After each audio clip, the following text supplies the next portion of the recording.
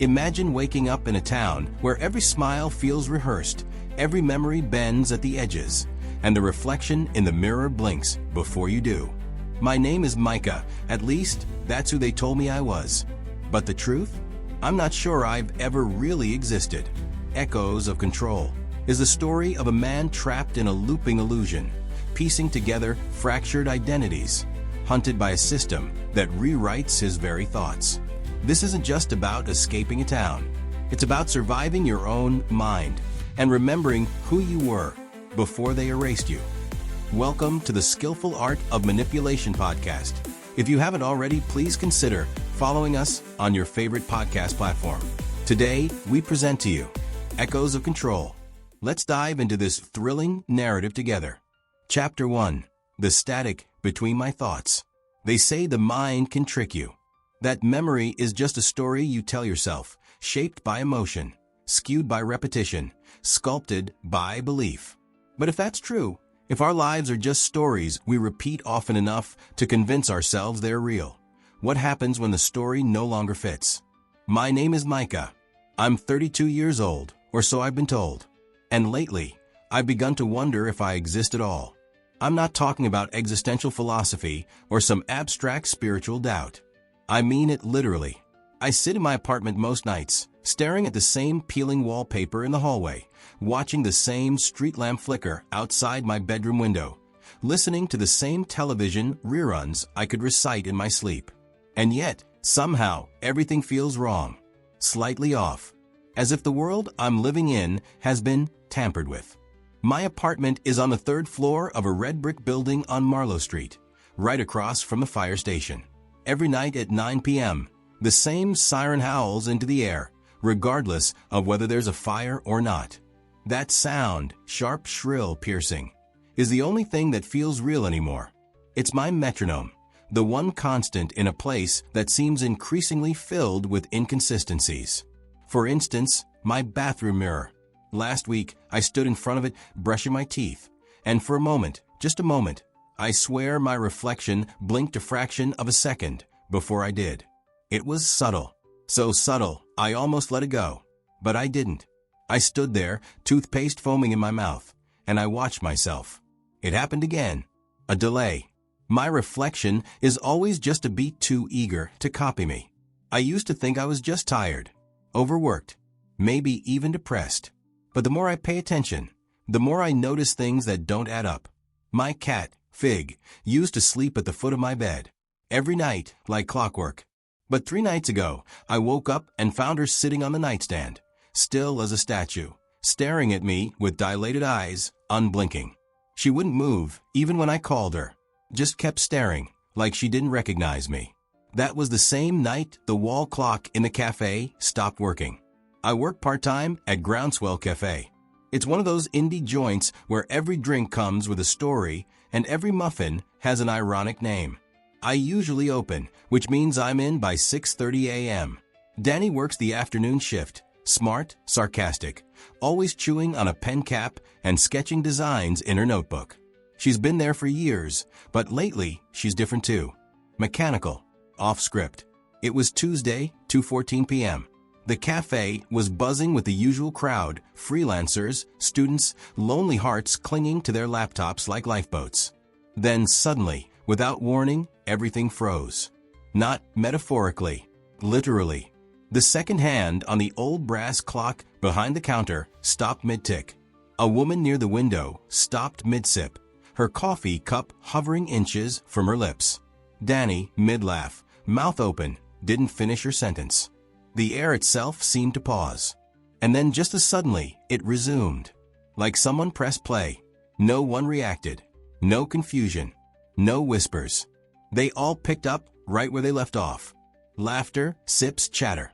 Except me. I looked around in disbelief. Surely someone else saw that? But they moved like nothing happened. I turned to Danny. "Did you see that?" I asked. She frowned. "See what?" "The clock. It stopped. For at least, 20 seconds. She blinked, smiled too wide, too practiced. "You've been working too much, Micah. You good." That smile chilled me to the bone. There was something behind it. A hollowness, like she wasn't really there. I didn't press further. I just nodded, went to the back, and pulled out the journal I'd started keeping. I wasn't much of a writer before this, but something about putting pen to paper feels necessary now. Like if I don't write things down, I'll lose them. Like they'll be taken from me. And that's the thing, some memories do feel taken. A week ago, I had a vivid memory of my old high school gym burning down. I could smell the smoke, hear the sirens. I remember standing in the parking lot, watching it crumble. But when I went to check the news archives, nothing. Not a single mention. The gym's still standing, still in use. I even drove by it just to be sure. But I know what I saw, what I remember. My hands still trembled the same way they did that night. My lungs still tightened from the phantom smoke. So what's the truth? Is it possible to implant a memory so deeply that even your body believes it? Or worse, can real memories be erased? That thought keeps me up most nights, along with the whispers. I hear them around 3 a.m. Always 3 a.m. Faint, like a radio tuned between stations. They come from the vent above my bed, drifting down like mist. Micah, you're close. Keep forgetting, keep forgetting. Sometimes it's my voice whispering. Other times, it's my mother's. She's been dead for 4 years. I tried recording the sound once. Left my phone on the nightstand, microphone on. In the morning, the file was corrupted. Every time, just static. But the most disturbing part? The whispering stops if I look directly at the vent. Like it knows. I've started noticing people too. Not just Danny, but others. Neighbors, strangers, regulars. There's a man I've now seen 4 times in the past week. Same trench coat, same scar across his lip, same limp. He shows up on different streets, different corners, always watching me. The last time I saw him, I confronted him. "Hey," I shouted. "You lost or something?" He looked at me, paused, and smiled. Not a warm smile. Not even a mocking one. It was knowing. Like he was in on something I wasn't. Like he could see through me. Then he turned and walked away.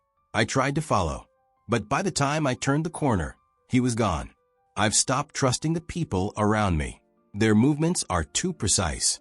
Their answers too rehearsed. It's like the entire town is stuck in some kind of loop. Like a television episode replaying with minor edits. And maybe the worst part is, I'm starting to think I'm the only one who notices. I woke up this morning with a note in my own handwriting tucked into my back pocket. I don't remember writing it. The paper smelled like my cologne, like it had been there for hours. 3 words, scrawled in trembling ink.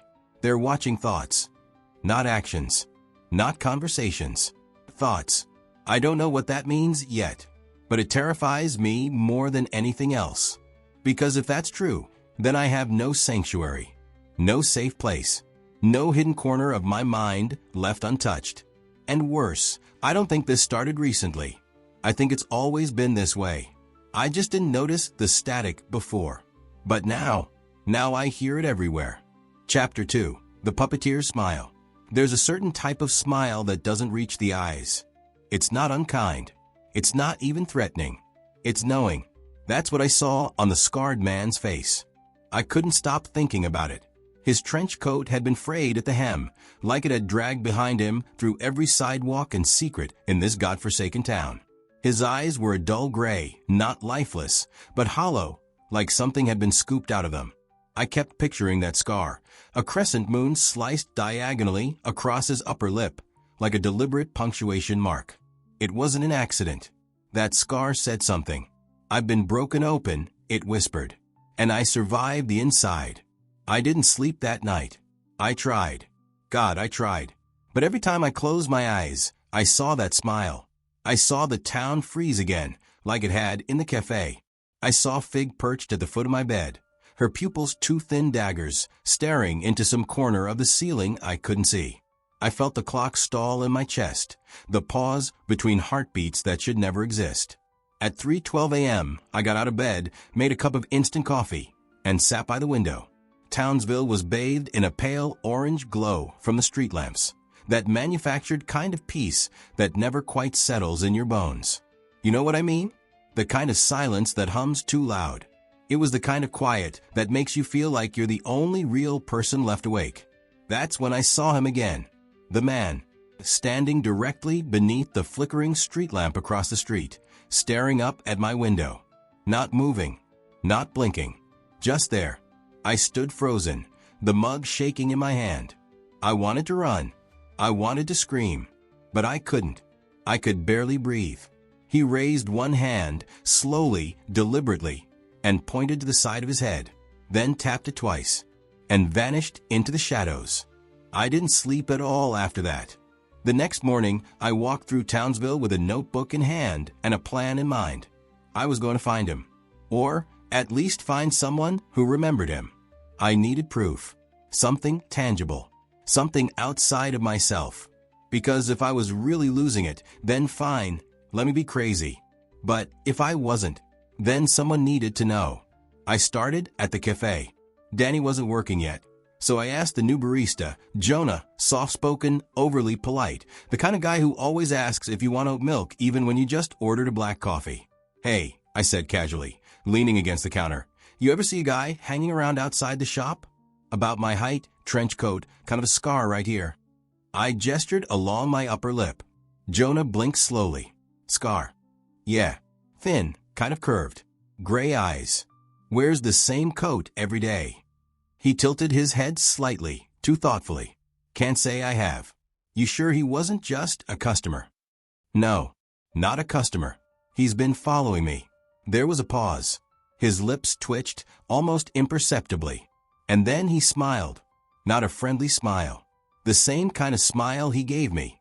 "No one follows anyone in Townsville," Jonah said calmly, almost rehearsed. "It's not that kind of place." He turned back to the espresso machine and didn't say another word. I wandered the streets after that. Just walked.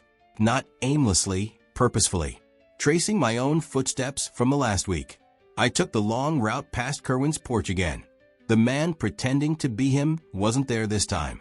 The rocking chair sat empty, swaying slightly as if someone had just gotten up. I stopped by the park, listened to the same birds chirping the same melody on loop, watched children run across the same path in the same order. The little girl in the yellow sundress fell the same way she had 2 days ago. Same cry, same mother lifting her with the same, "It's okay, baby." I wanted to vomit. They were repeating, not in a cute, déjà vu way. No, this was scripted, timed, placed, rehearsed. It was like I was walking through a simulation that had run out of budget for variety. And that's when I saw him again, the scarred man. This time across the street near the old cinema that hasn't played a film since 2008. He stepped into view like he'd been waiting for his cue. I didn't hesitate. I ran across the road, dodging a car that didn't honk, didn't even slow down. "Hey," I shouted. He turned, but didn't move.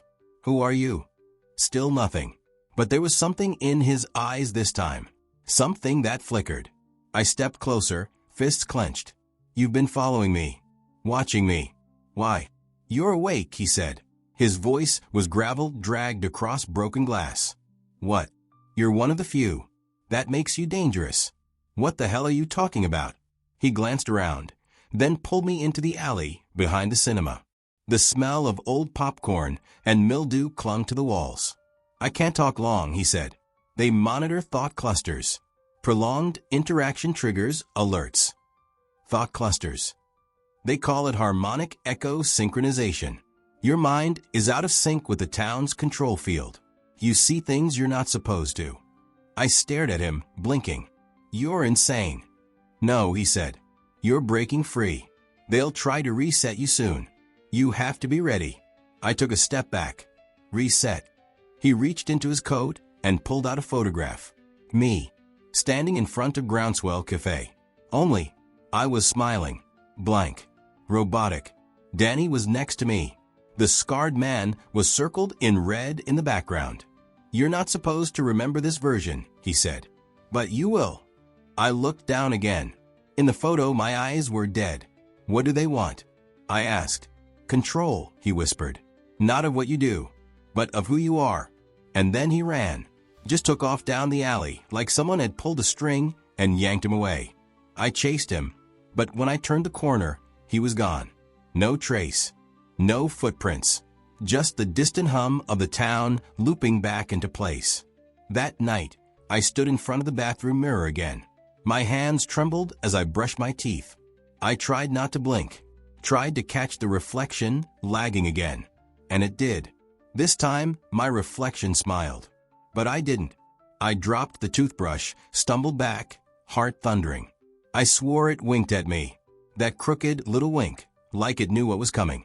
And scrawled into the fog on the mirror, though I hadn't even taken a shower, were the words, "You were never Micah."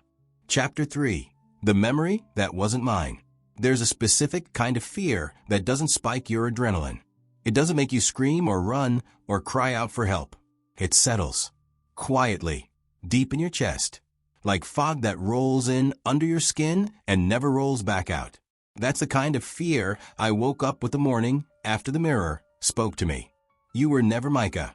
The words had vanished by dawn. The mirror was spotless, as if someone had come in during the night and wiped clean.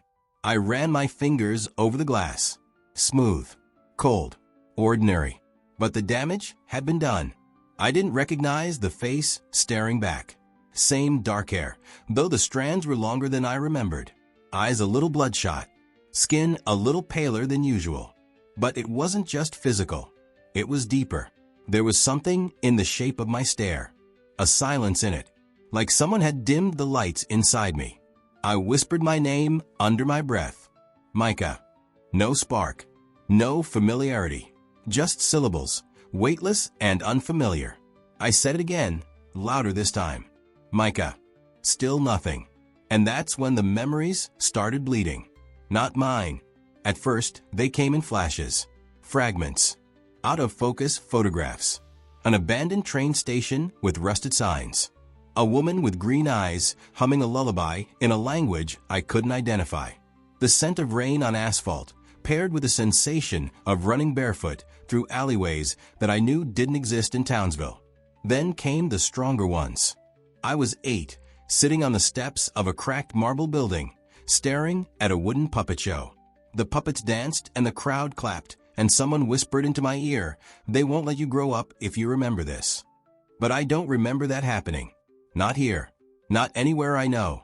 So how is it so vivid? I skipped work that day. Called in sick. Jonah didn't ask questions. He just said, "Feel better," and hung up.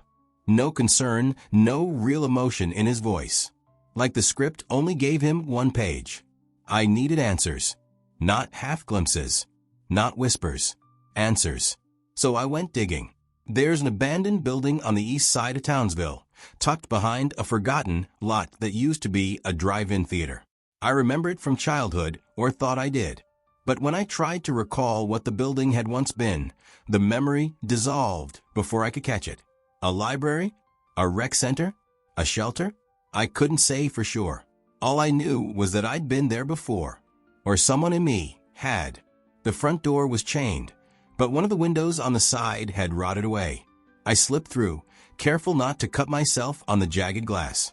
Inside, it smelled like mildew and rust. The floors were covered in dust, but not undisturbed.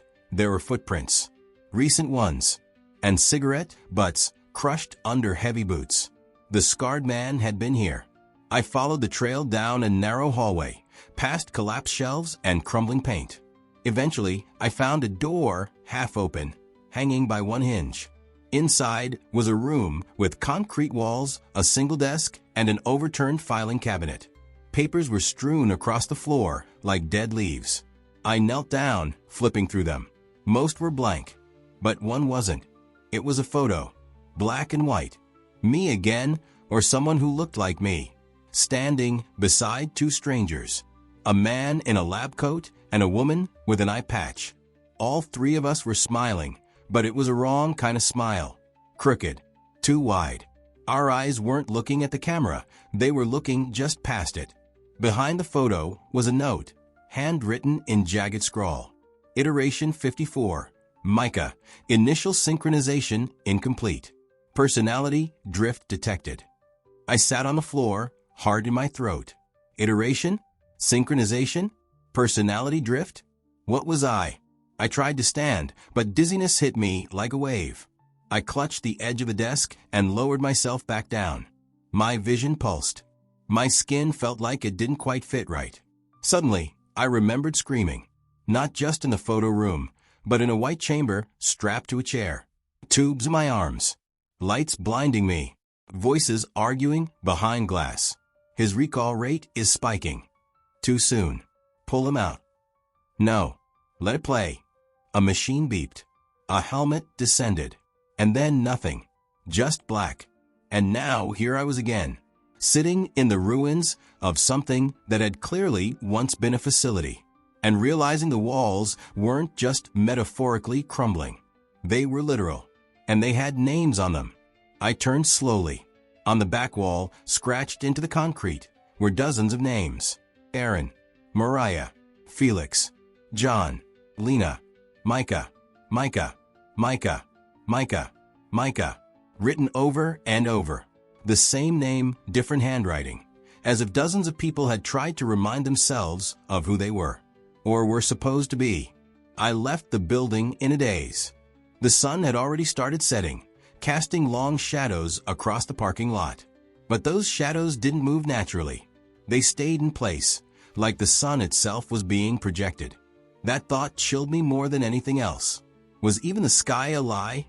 I didn't go home. Not yet. Instead, I walked the town. I traced familiar streets, observed faces, listened to conversations that sounded increasingly hollow. A couple on a park bench repeated the same argument I'd overheard 2 days ago. Word for word. A man at the grocery store placed the same 5 items in the same order on the conveyor belt, and the cashier greeted him with the exact same inflection as before.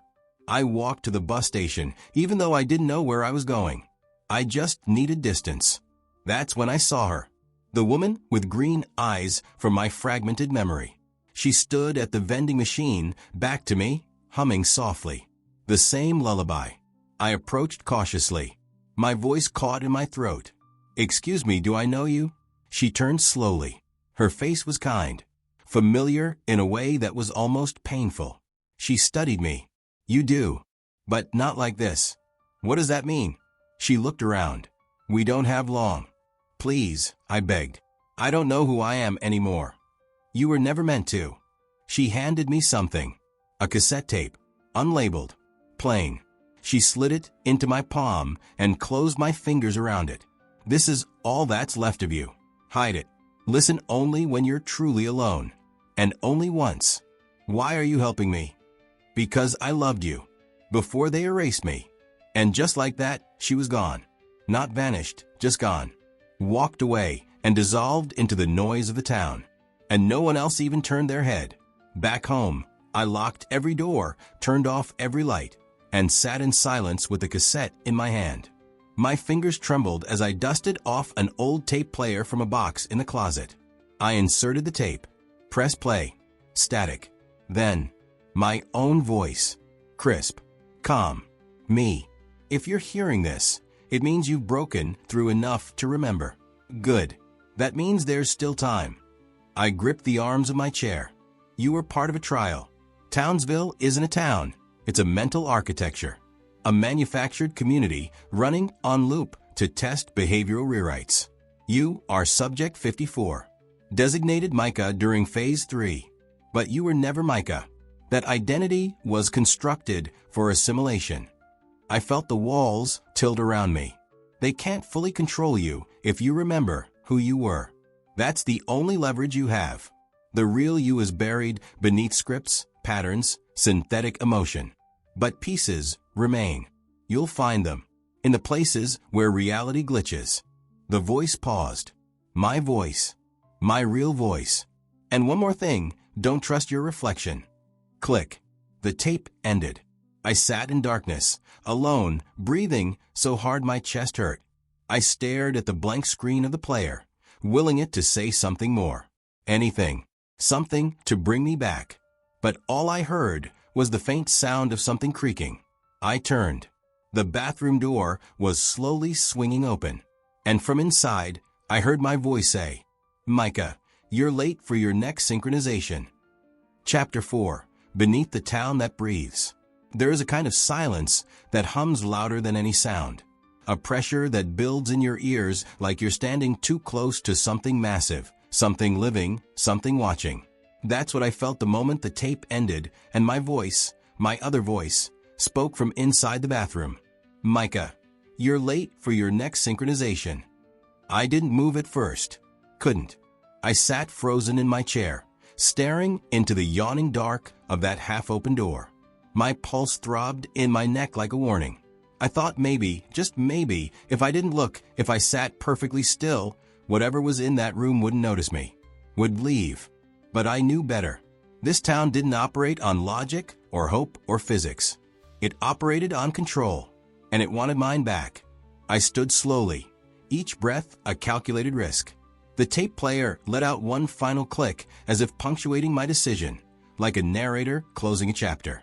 I crossed the room on bare feet, the floorboards creaking beneath me in ways they never had before. Or maybe they always had, and I just never listened. The bathroom was dark. I flicked on the light. Empty. No reflection spoke back. No one waited in the mirror. Just me. But that was somehow worse. Because it meant something had spoken in my voice, and it didn't need a face to do it. I didn't sleep. Again. Instead, I lay awake staring at the ceiling, watching the faint blinking of the smoke detector cast red shadows on the walls. I thought about the tape. The woman at the bus station. The scarred man. The scars inside me. There was no denying it anymore. My memories weren't mine. My life wasn't mine. But the fear had mutated into something else. Not panic. Not confusion. Rebellion. If this entire town was a lie, a looping simulation, a test environment, whatever, they had failed to fully wipe me. And that meant there was a way out. A crack in the foundation. I just had to find it. So I decided to go where the tape had hinted. To the infrastructure. The architecture, as it called it. Townsville wasn't just built to look quaint. It was engineered to feel safe. Familiar. Controlled. But something had to power that illusion. Someone had to maintain it. And systems leave trails. I packed a bag with the essentials: flashlight, notebook, gloves, a water bottle, and a small hammer I found buried in the back of a kitchen drawer. I had no plan, just a direction. Down. The first place that made sense was the maintenance hatch behind the Townsville library. I only remembered it because, as a kid, I used to sneak cigarettes with a friend named Eli behind the dumpster there. Only the more I thought about it, the less sure I was that Eli had ever really existed. His face blurred when I tried to picture it. His voice gone, like someone had erased him from the reel, but left the background music playing. Still, the hatch was there, rusted but unlocked, and just out of view from the security cameras that never blinked, but always watched. I pried it open. A blast of cold air rushed out from the dark beneath the ground. Damp. Metallic. I shivered, but not from the temperature, from the wrongness of it. This wasn't just a storm drain or some forgotten utility passage. It breathed. I climbed down the ladder, one shaky rung at a time, every step echoing against the concrete walls like the start of something permanent. At the bottom was a corridor, unlit, narrow. Pipes snaked along the ceiling like intestines, humming faintly. The walls were lined with mesh grating and tangled wires, thousands of them, feeding into glass panels that pulsed with dim blue light. This wasn't a sewer. This was a nerve center. I stepped deeper. The further I walked, the more I saw. Rooms built into the sides of the tunnel, filled with machinery I couldn't begin to identify. Transparent cylinders, filled with a glowing gel that seemed to pulse. Like heartbeats. I stopped in front of one. Inside was a mannequin, or something that looked like one. Humanoid, bald, with no eyes. Just smooth skin. But its chest rose and felt like it was breathing. As I watched, its head twitched toward me. I stumbled back, heart leaping to my throat. Then it was still again. Mannequin. Machine. Person. I didn't know anymore. In the next room, I found servers. Towers of them, whirring softly. Screens showed endless lines of data, graphs, and, this was the worst part, live video feeds of Townsville. Every street, every shop, every home, every person, including me, sitting on my couch, right now. Or, rather, someone wearing me. I watched, horrified, as my doppelganger flipped through a book, sipped coffee, scratched fig behind the ears. "That's not me," I whispered. But the system didn't care. It had a copy, a stand-in. And if I'd gone missing, it would have kept playing that loop for everyone else to see. Maybe it already had. I moved quickly now. Every room was worse than the last. One was filled with shelves of cassette tapes labeled with first names, some repeated hundreds of times. Mariah 17, John 88, Micah 54. Each one cataloged like a specimen jar. There were maps of the town, but not in the usual sense. These were layered. Levels upon levels of subgrids, housing layouts, memory clusters, emotional trigger zones, synchronization nodes. I found my address. It was marked in red. Beneath it, handwritten. Subject 54, detachment accelerating. Memory reformation incomplete. Recommend reset. Reset. They'd tried already, probably more than once. But it hadn't stuck. They were losing me. And I was starting to win. I copied down everything I could. Took photos with my phone, though part of me knew it would fail. The moment I left this place, that data would be wiped or scrambled. Just like the whisper recordings. Just like the corrupted memories. But I had to try. And then I found the final room. The core. A massive cylindrical chamber lit by rings of orange light, humming like an engine buried beneath reality. In the center was a pedestal. A single panel, displaying 5 names. Each name flickered randomly. Micah, Micah, Micah, Micah, Micah. All 5 names were mine. Beneath them, a blinking prompt. Begin synchronization. My fingers hovered over the screen. If I pressed it, would I forget again? Would they reinsert me, rewrite me, erase the part of me that had clawed its way out? Or was there a chance I could use it to disrupt the system? My hand trembled. I backed away instead. I wasn't ready. Not yet. I surfaced from the hatch 2 hours later. The sun had risen. Townsville looked the same. Calm, charming, polished, fake. I walked down the street like a ghost in my own skin. No one looked at me. No one acknowledged me. Just perfectly timed smiles, nods, routines. And then I saw something that stopped me cold. A man walking toward me. Same build, same gait, same trench coat, same scar. But this time, he didn't look at me. He passed me like I didn't exist. Like his job was done. Or like I had become invisible even to him. That night, I opened my journal. But the pages were blank. Completely white. Every note I had taken over the last week, gone. As if I'd never written them. And my handwriting, it was different now. Rounder. Neater. Like someone had recalibrated my motor functions while I slept. But the pain behind my eyes remained. The unease in my gut hadn't vanished. Whatever had happened down there in the tunnels, it hadn't erased me. Not fully. And I had one weapon they hadn't accounted for. I still remembered. For now. Chapter 5. When the people start to glitch. It started with the mailman. Every morning at exactly 9:02, he walks up Marlowe Street, his steps crisp and efficient. The same blue uniform pressed into the same perfect creases. Every movement is robotic, efficient, choreographed. He pauses at every third mailbox, never the second, never the fourth, and places one envelope precisely inside. Always one, always plain, always white. I used to think it was charming, his consistency, part of the rhythm of the town, a small, harmless tradition. But today, I watched from my window at 8:58 a.m., waiting.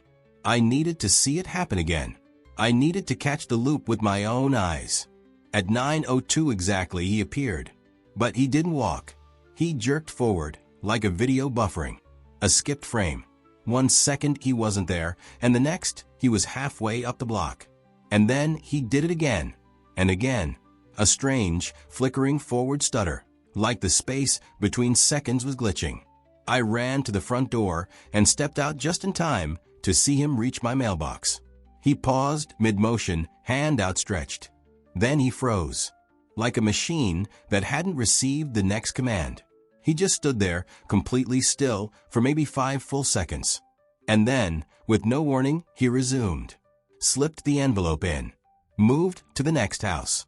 I called out to him. "Hey, you okay?" He didn't look back. Didn't flinch. Just kept walking, spine unnaturally straight, head too still. I chased after him, my heartbeat a thunderclap in my chest. "Can you hear me?" He stopped. Then slowly, too slowly, turned around. His eyes were blank, clouded, like there was a fog trapped behind his pupils. His jaw twitched once, then again. His mouth opened just slightly, like he was going to speak. Then he said something that wasn't speech. Not English. Not a language. Just sound. A low, mechanical tone that vibrated in my teeth. Like a dial-up modem scream crossed with a whisper from inside a metal tomb. I stumbled backward. And then he blinked, smiled, and said in a chipper tone, "Have a Townsville kind of day," and walked away. I didn't go back inside. I couldn't. Instead, I walked. Fast, erratic, wild-eyed. I passed familiar faces on the street, but they didn't register as people anymore. Just characters. Placeholders. Like everyone around me had been reduced to animations, running the same subroutine on a loop, stuck inside a world that was losing resolution. I passed the florist. She arranged the same bouquet she did every day, sunflowers, lilies, 1 rose. I passed the barber. He laughed the same laugh at a joke no one had told. And then I saw it. Across the street, 3 women sitting on a bench. Not talking, not moving, just staring ahead. And then, perfectly synchronized, they all tilted their heads to the left. Same angle, same breath, same blink. I stopped cold. They didn't look at me, but one of them smiled. Her lips cracked open like they'd been dry for days. I could hear the skin split from where I stood. Then, in perfect unison, they said, "Micah." That was it. Just my name. Like a spell. Like a warning. I ran. I ended up at the old train yard on the outskirts of town, half abandoned. Rusted metal, rising like gravestones under the gray sky. No one ever came here anymore. The tracks had been dead for decades. Or, so I'd always been told. I crouched behind a freight container, trying to catch my breath. And that's when I heard the sound. Footsteps. Real ones. Inconsistent. Human. Not the too perfect cadence of the townspeople. I held my breath and peered around the corner. And there she was. Not a hallucination. Not a system echo. A person. Messy brown hair. Backpack slung over one shoulder. Jeans with mud on the cuffs.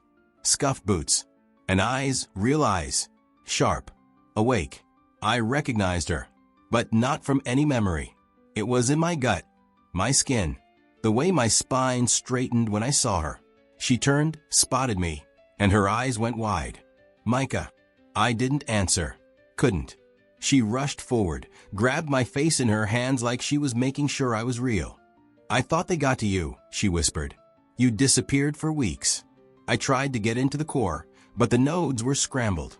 The map rerouted itself every time I got close. "What are you talking about?" I breathed. "Who are you?" She blinked. "You really don't remember?" "No. I mean, I've been remembering things, but they're fragments, like pieces from someone else's life." She let go of me slowly, visibly shaken. "They've started patching deeper. You're probably running on layer 6 by now. Personality cores still drifting though. That's good. That's why you haven't been fully absorbed." I don't understand half the word you're saying." She looked around, scanned the rooftops, then leaned in close. "My name is Rowan. We were part of the same breach team. 3 of us. You, me, and Theo. We came in 6 months ago to expose the Townsville protocol. But you got caught in a thought loop. They extracted Theo. I stayed to find you." I blinked. "You're telling me this is real? Everything I've seen. This town, the glitches, the tunnels, the mannequins." "Real enough," she said grimly. "It's not a simulation. It's worse. It's a reconstruction." "Of what?" She hesitated. "Of us. Of our lives. Our thoughts. They don't just copy what we do. They rebuild who we were and then overwrite it. Again and again. until what's left is a controllable, programmable version of a person. I shook my head. No, I've been living here my whole life. No, you haven't, she interrupted. You've been looped here. They rebuilt your timeline, filled it with pre-scripted memories. Every person you've ever met? A behavioral module. Every cat, every job, every childhood friend? Constructed, injected, retold. I felt my knees weaken. I sat down in the dust and grit of the train yard, head spinning. They reset you over 50 times, Micah. But you're still fighting. That means part of the real you is still in there. They haven't won yet. I looked up at her, voice breaking. I don't know who I am. Rowan's face softened. She crouched beside me. I do. And I'll help you remember. But we have to move. The people are starting to glitch. That means the control system is destabilizing. They'll lock the town down. Run a sweep. They'll wipe everything. I whispered. How do we stop them? Her eyes hardened. We burn the route. She led me back through an access hatch near the old train tower, different from the one I'd found behind the library. This one was older, deeper, and colder. The air felt wet, electrically charged.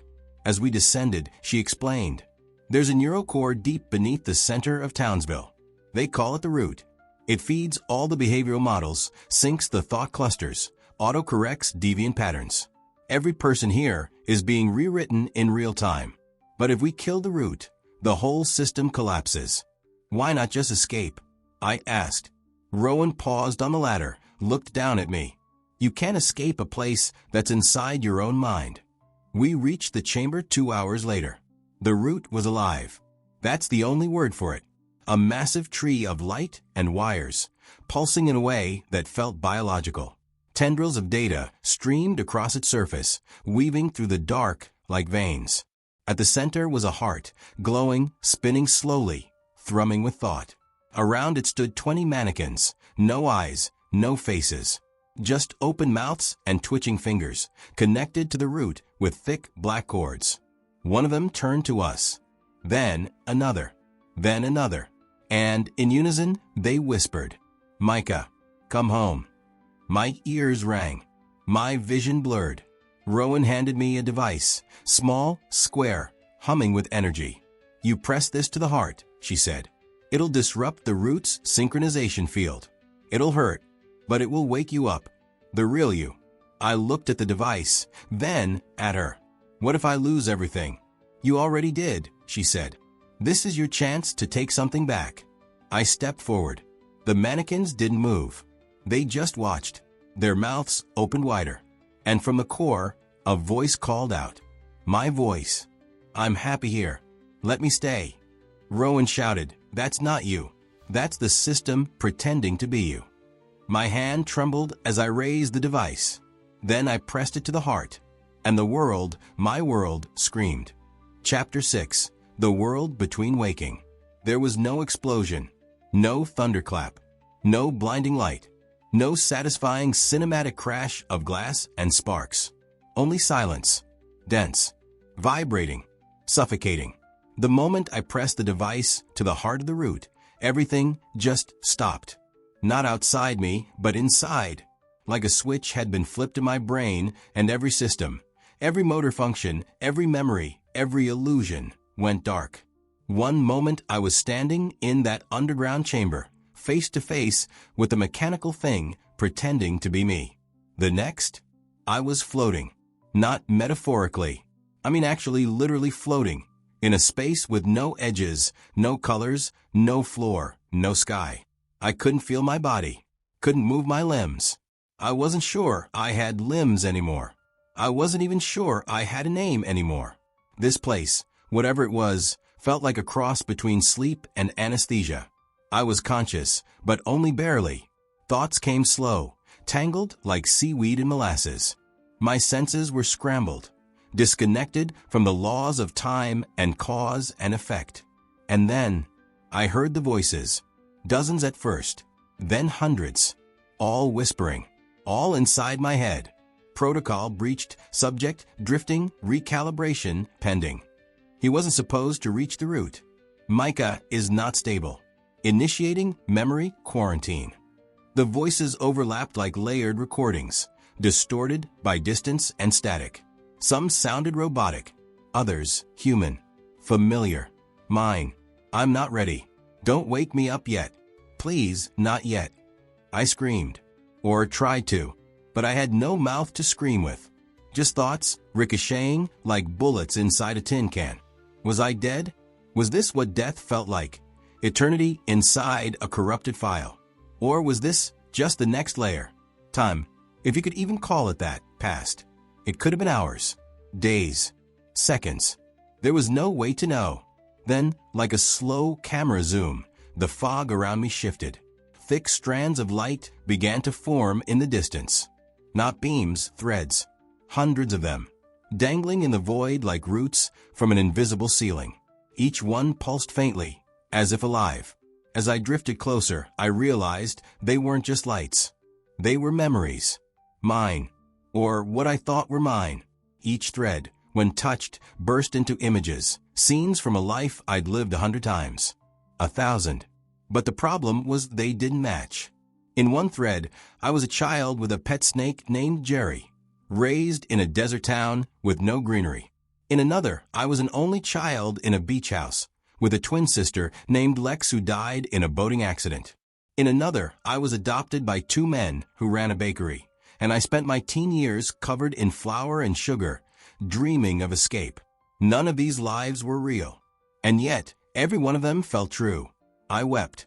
How could they all feel so visceral, so specific? Every laugh, every heartbreak, every childhood wound and teenage regret. They were stitched into my soul like scars. I remembered the smell of pine needles in a Christmas that never happened. The shattering sound of my first breakup in a life that couldn't have existed. These weren't dreams. They were implants. I reached out to one thread that glowed brighter than the others, brighter than all of them, almost burning. The moment I touched it, I was yanked into a full, immersive vision. I stood in a hospital room, sterile, cold, bleached white and humming with fluorescent light. A man sat beside a bed, myself, but older, paler, thinner. His hands trembled in his lap. I walked around to see who lay in the bed. It was me, but comatose, tubes down my throat, eyes closed, a bandage across my forehead. Machines beeped. The older me whispered to the doctor nearby. How long has he been under? The doctor sighed. 17 months since the incident. He's in phase 7 now. Thought erosion is beginning to stabilize, but there's still no emergence. The last dream cycle broke containment, but he re-looked. The older me looked broken. I thought this would wake him up. The doctor looked at the machines, voice distant. It might, or he might never return. At this point, it's not just about waking up. It's about rebuilding who he was. I staggered back. This was real. This was what was really happening. Townsville wasn't just a trap. It was a coma dream, a designed cognitive environment to keep me stable, to prevent mental collapse after whatever happened to me. The memory of the route, the mannequin voices, the woman at the bus station, Rowan, the glitches, the loops, the cafe. It was all built to occupy a brain that couldn't wake up. Except now it was collapsing, because I was remembering. The vision shattered like glass. I fell back into the void. Only now I wasn't alone. Rowan was there, or a version of her. She stood across from me, barefoot on the invisible floor, her expression half smile, half tears. This is the in-between, she said gently. The world between waking. Most people never get here. Am I dying? I asked. No, she said. You're choosing. I stared at her. You're not real, are you? She shook her head. I'm your mind's way of processing what it doesn't understand. But that doesn't make me untrue. What happens if I stay here? You go back. Another loop. Another identity. Another patch. They'll keep you comfortable. Keep you safe. And if I leave? She looked up. Above us, cracks began forming in the sky, or what passed for sky here. Cracks filled with firelight and static. If you leave, you wake up. But you'll wake up in a broken world. One you can't control. One that doesn't bend around your fears. And you'll have to live with the fragments. the damage, the memories of every life they gave you. She stepped closer. But you'll be free. I stood still, my body trembling, not from fear, but from the sheer weight of everything. I wasn't Micah. I wasn't any of the names they'd given me. I was a man who had fallen into darkness, whose brain had fractured under pressure, and whose mind had been rebuilt from the ruins by well-meaning strangers. But now I had a choice, to surrender or to climb. Rowan extended her hand, and I took it. The void trembled. The threads shattered. The voices screamed. I woke up gasping. Not in my bed. Not in the cafe. Not in Townsville. But in a hospital. For real. The lights were dim. The air smelled like antiseptic and wires. My body was weak. Muscles atrophied. But I was alive. A nurse looked up and dropped her clipboard. "Doctor," she shouted. "He's awake." People flooded in. Faces I didn't know. Or didn't remember. A doctor asked me questions I couldn't fully answer. "What year is it? Who is the president? What's your name?" I opened my mouth, paused, then whispered, "I don't know." But what I did know was this. I wasn't theirs anymore. I had climbed out. I had woken up. And I would never forget what they tried to make me forget, even if I never knew who I truly was. At least now, I knew who I wasn't. Chapter 7, The Last Reset. They say waking up from a coma feels like being born again. But that's not true. Being born is simple. You come into a world that's foreign, and you learn it for the first time. There are no expectations, no guilt, no memory of what came before. Waking up from Townsville, was not birth. It was a burial.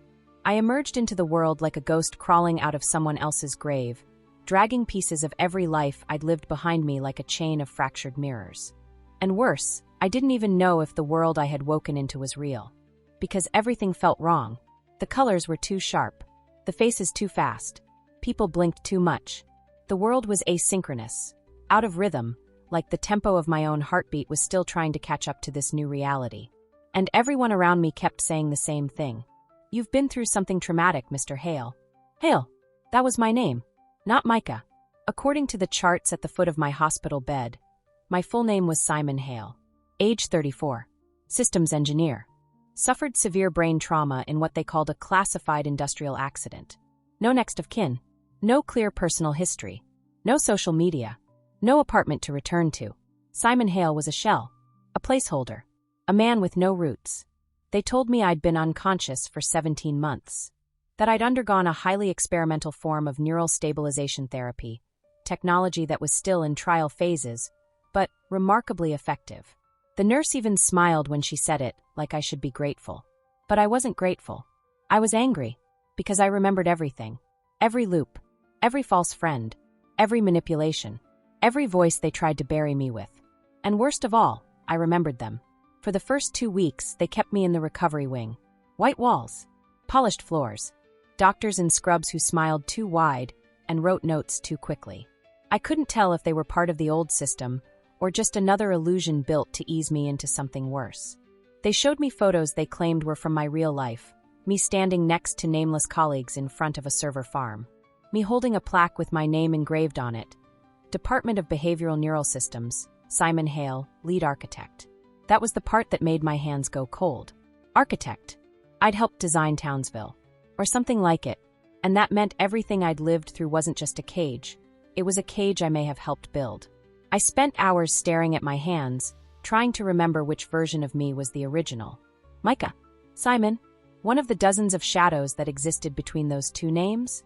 I wasn't sure anymore. My therapist, Dr. Lena Cross, was kind, gentle, patient, but her eyes were too still, too rehearsed. When I asked about the root, she tilted her head, blinked slowly, and said, "Sometimes the mind creates metaphors to make sense of trauma. That's very common in coma recovery patients." But I saw something flicker in her expression. Recognition. She knew. They all did. And if Townsville was a therapy system designed to keep broken minds contained, what did that make the people operating it? Jailers? Doctors? Gods? I stopped taking the pills they gave me after the second week. Hid them under my tongue, spat them into the toilet when no one was looking.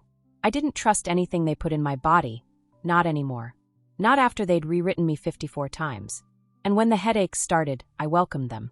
Pain meant I was still here. Pain meant the loop hadn't won. It was on the 23rd day of my recovery that I saw her. In the hallway. Rowan. Same messy hair. Same worn boots. Same spark in her eyes. She was dressed like a nurse, pushing a cart full of linens. But when our eyes met, she didn't pretend. She didn't flinch. She smiled. Not like a staff member. Like a soldier. And as she passed, she slid a small folded note into my hand. I waited until the hallway was clear before opening it. There were only 4 words. You were never alone. My breath caught. For the first time since waking up, I felt something shift. Not fear. Not confusion. But hope. That night, I left my room. I stole a key card from the nurse's station and wandered the lower levels of the hospital. It was strange, there were no cameras. No security guards. Just long, humming corridors lined with locked doors and flickering lights. At the very end of one hall, I found a metal door labeled Archive Wing, staff only. The keycard worked. Inside were rows of filing cabinets, shelves filled with hard drives, monitors playing silent feeds from therapy programs.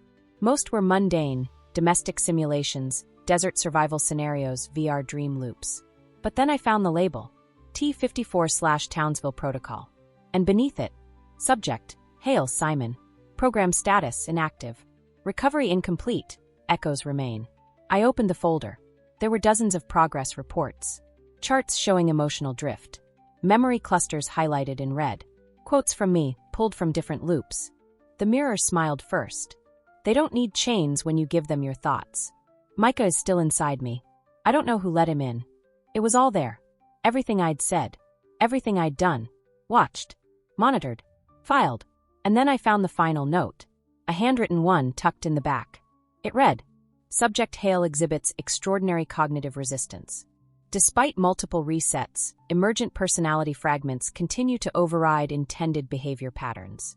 Recommend termination of T54 and full neural wipe unless he stabilizes within next cycle. My hands trembled. They had planned to erase me completely. But I'd escaped. By sheer will. By grit. By pain. By remembering who I wasn't. Rowan found me in the archive room. She slipped through the shadows and stood beside me in silence. Her eyes scanned the documents, then returned to me. You know now, she said softly. I nodded. This is just another version of the prison. She nodded too. But this one you can walk out of. How? I asked. They'll never let me leave. Not really. They already think you're broken. That you're unstable. That you'll never integrate into society again. She smiled faintly. That's your camouflage. 1 week later, I left the hospital under the name Simon Hale. No one stopped me. No alarms sounded. No needles in the arm. No forced relapses. They let me go. Because they thought they'd broken me for good. They thought I wouldn't be able to function outside the system. And in a way, they were right. I don't sleep anymore. I see ghosts of Townsville in every stranger's face. I hear echoes of my own voice whispering from empty alleyways. I still dream in loops, cafes, cats, frozen clocks, mannequins. But I also remember. And memory is resistance. I live off the grid now. I change locations often. I avoid cameras. I don't use my real name, not Hale, not Micah, not any of the others they tried to stitch into me. I carry with me a notebook filled with symbols, codes, fragments, reminders of what they tried to take. And I'm not alone. There are others. People like me. Woken. Untethered. Broken in ways that make us dangerous to them. Rowan calls us echoes. Survivors of a war most people don't even know is happening. A war fought not with weapons, but with identity. With memory. With control. Sometimes, when I walk through unfamiliar towns, I still pause when I hear laughter echoing in patterns. I still tense up when I see 3 women sitting on a bench in perfect unison. But then I remind myself. I got out. I remember. And if they try to rewrite me again, they'll find something new inside me. A spark they couldn't extinguish. A man they couldn't bury. I don't know who I was before they broke me. But I know who I am now. I am the one they failed to reset. I am the glitch in their system. I am the last reset. And I am never going back.